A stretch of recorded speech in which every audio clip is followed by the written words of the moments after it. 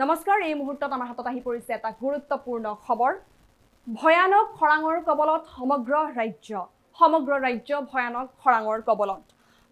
খৰাঙৰ কবলত সমগ্ৰ ৰাজ্যৰ হাজাৰ হাজাৰ কৃষকৰ হাহাকাৰ খেতিৰ পথাৰত নাই এটুপালো পানী জলসিঞ্চনত ব্যৰ্থ চৰকাৰ সংশ্লিষ্ট বিভাগ চৰকাৰ বিৰুদ্ধে হৰব লুৰিণজ্যোতি গগৈ খেতি পথাৰত পানীৰ যোগানৰ দাবী লুৰিণজ্যোতি গগৈ আমি দৰ্শকসকলক পুনৰবাৰ জনাইছো ভয়ানক খৰাঙৰ কবলত সমগ্ৰ ৰাজ্য আৰু ৰাজ্যৰ বিভিন্ন প্ৰান্তৰ খেতিয়কসকলৰ মাজত হাহাকাৰময় পৰিস্থিতিৰ সৃষ্টি হৈছে চৰকাৰৰ বিৰুদ্ধে হৰব লুৰিণজ্যোতি গগৈ খেতি পথাৰত পানীৰ যোগানৰ দাবী লুৰিণজ্যোতি গগৈ আৰু এই সন্দৰ্ভত আমি লুৰিণজ্যোতি গগৈৰ ভাষ্য আপোনালোকৰ আগত আগবঢ়াইছো এতিয়া প্ৰশ্ন হ'ল যে মই খৰাং সম্পৰ্কীয় কথাটো যেতিয়া উত্থাপন কৰিছো কৰাৰ লগে লগে মানুহৰ মাজত প্ৰশ্ন আহিব পাৰে যে খৰাং এই যিটো সংকট অসমৰ কৃষকৰ সংকট এই সংকট অসমৰ চৰকাৰে নিৰসন কৰিব পাৰেনে নে আমাৰ যুগ যুগ ধৰি স্বাধীনতাৰ আগৰ পৰা স্বাধীনতাৰ পিছত আমি কেৱল মাত্ৰ বতৰ নিৰ্ভৰ যিটো কৃষি পদ্ধতি যিটো কৃষি ব্যৱস্থা এইটো আজিও বতৰৰ ওপৰত আমি আশা পালি থকা বা অতি দুৰ্ভাগ্যজনকভাৱে ভেকুলী বিয়া পাতিব লগা পৰিৱেশৰ কাৰণে জগৰীয়া কোন দায়ী কোন যি সময়ত বায়'টেকনলজিৰ বিভিন্ন নিত্য নতুন আমি প্ৰযুক্তিৰ কথা আলোচনা কৰোঁ মাইক্ৰ'বায়'লজিৰ বিভিন্ন ধৰণৰ পৰীক্ষা নিৰীক্ষাৰে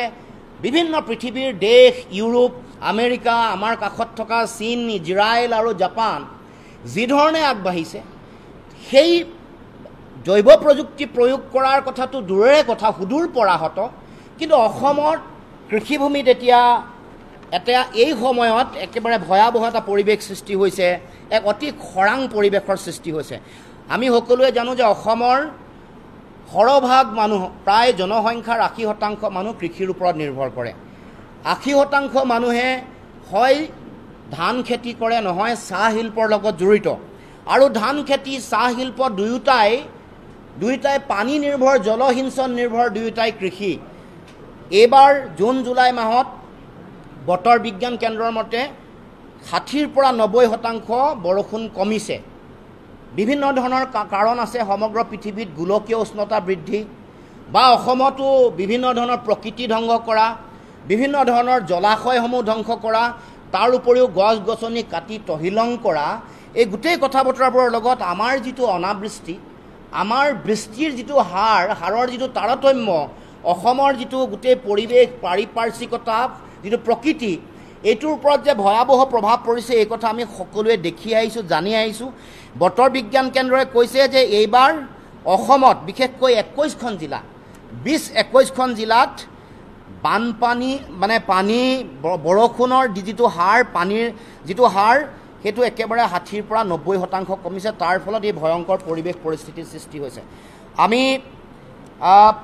এই প্ৰশ্নটো যেতিয়াই আহে যে ইয়াৰ কাৰণে ব্যৱস্থা কি জলসিঞ্চন আজি যদি বিজেপি চৰকাৰ অহা ৯টা বছৰ হৈছে বিজেপি চৰকাৰৰ কৃষি জলসিঞ্চন আৰু কৃষকক মানে আত্মনিৰ্ভৰশীল অসমৰ স্বপ্নৰ কথা যেতিয়া আহে সপোনৰ কথা যেতিয়া আহে ২০১৬ চনত ভিজন ডকুমেণ্ট আৰম্ভ কৰিছিলে ভিজন ডকুমেণ্ট এখন দিছিলে ভিজন ডকুমেণ্টখন আজি ৯ বছৰ সম্পূৰ্ণ হৈছে ভিজন ডকুমেণ্টৰ আপুনি যদি চাই ৮ নম্বৰ পৃষ্ঠাৰ দ্বিতীয় যিটো মূল পইণ্ট মানে আৰম্ভণি কৰিছে যিখিনি ৰেলিভেণ্ট ইছ্যু যিবোৰ কথা ২ নম্বৰতে তেওঁলোকে কৃষিৰ কথা কৈছে তেওঁলোকে তাত কৈছে যে more than 90% agricultural land in the land of Brahmaputra is unirrigated there is an equate lack of irrigation facilities by far the work of record in the country তাৰমানে জলসিঞ্চনৰ ব্যৱস্থা 96% এৰিয়াত ব্ৰহ্মপুত্ৰ উপত্যকাত নাই বুলি কৈছে তাৰমানে ব্ৰহ্মপুত্ৰ বৰাক উপত্যকাত একেখনে ছবি তাত আকৌ এগ্ৰিকালচাৰেল ডেভেলপমেণ্ট আৰু ছাষ্টেইনেবল ডেভেলপমেণ্টতো তেওঁলোকে 3বাৰ উল্লেখ কৰিছে মুঠতে 4বাৰ ছাষ্টেইনেবল ডেভেলপমেণ্টত 2বাৰ কৈছে bringing cultivable land under irrigation এইটো তেওঁলোকে কৰিব এইটো ৱাটাৰ মেনেজমেণ্টত তেওঁলোকে ব্যৱস্থা কৰিব তেওঁলোকে তাৰপিছত কৈছে যে এডপ্টিং টেকনলজিকেলি advance moisture conserving methods in irrigation like sprinkling and deep irrigation এইবোৰ কথা উল্লেখ কৰিছে তাৰ পাছত এগ্ৰিকালচাৰাল ডেভেলপমেণ্টত providing irrigation facilities to the entire agricultural land in Assam এই বুলি তেওঁলোকে সামৰণি মাৰিছে যে যিমান কৃষিভূমি আছে সকলোতে তেওঁলোকে ইৰিগেশ্যন ফেচিলিটি দিব কিন্তু এতিয়া ডাঙৰ কথাটো হ'ল যে যদিহে জলসিঞ্চনৰ ব্যৱস্থা নহয় তেতিয়াহ'লে